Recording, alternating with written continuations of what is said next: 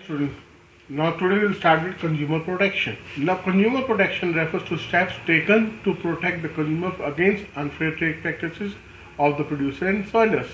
Now what are the trade practices that how consumers are exploited? Like adulteration of goods. Take an example. If you go to petrol pump, okay, some petrol pumps they mix kerosene with petrol. That is adulteration.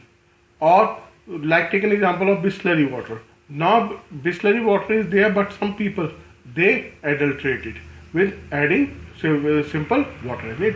Now then short measuring of the underweight of goods. Sometimes you see that if when you go to market to buy vegetable, the vegetable seller instead of measuring with the proper weight, he takes a help of stones and bricks. So that is underweight, or sometimes the weight is also less. Then poor quality of goods and services.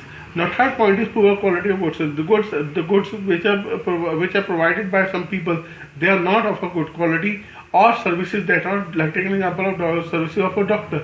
Sometimes doctors they do not provide proper services to you. So that, or the banks they do not provide proper services to you. That is poor quality of goods. So again that consumer protection is required. Then creation of artificial scarcity. Like take an example of today's scenario. Like first, when the lockdown was first announced in the last week of March, so there was a scarcity of some items, mostly consumer items in the market, because people they started hoarding it. Or at the time in 2016 when demonetization was there, so there was some people they hoarded salt, and the price of salt in one day went to rupees 400 per kg, and there was scarcity in the market. But next day it was all right. So government took action against it. Then importance of consumer protection according to consumer point of view. Like consumer ignorance in India, mostly in India, people they are ignorant. They do not know what are their rights.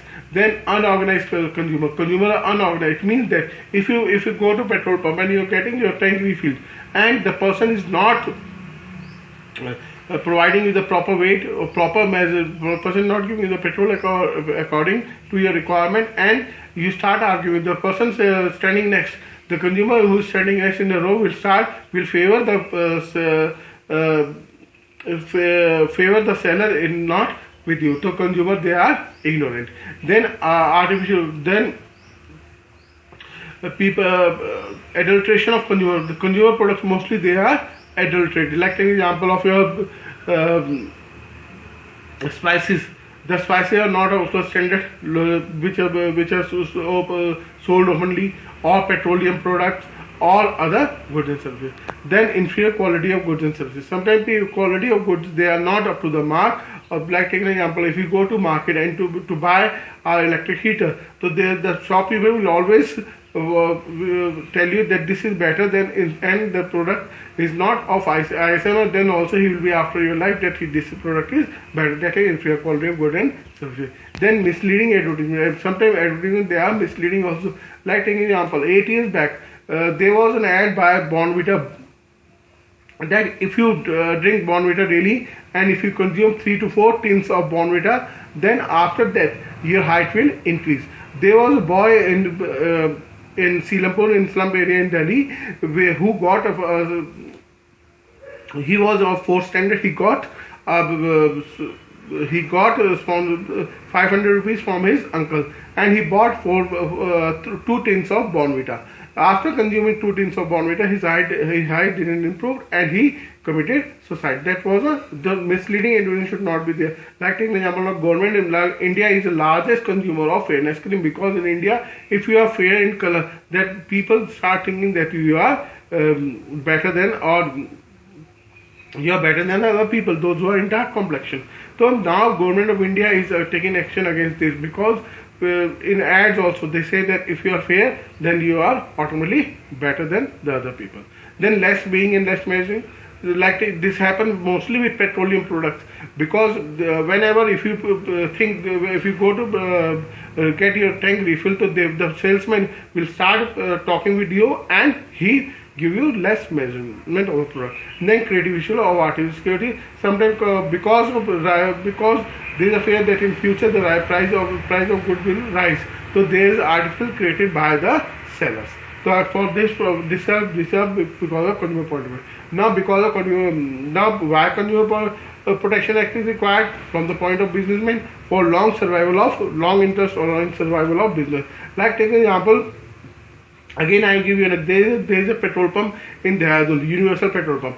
They are selling the petroleum products in 1940, and they are the maximum sellers in Uttarakhand and UP. Why? Because they are providing with you proper services, and according to some people, their petrol is not adulterated. So, if you want to survive for the longer period of time, if you want to that your business should be for the longer period, survive for a long period, then you will not adulterate, or you will provide better goods and services. Then business uses proper business use society resources, like for example material, human capital, machinery, etc. all belongs to society. So it becomes mandatory for the businessman to provide proper goods and service. Then it's a social responsibility of a because instead of its honor, all other related concerns like employees, consumers, supplier, competitors, etc. They government, etc. They belong to society. Not because they belong to society, then so you have to provide proper goods and services.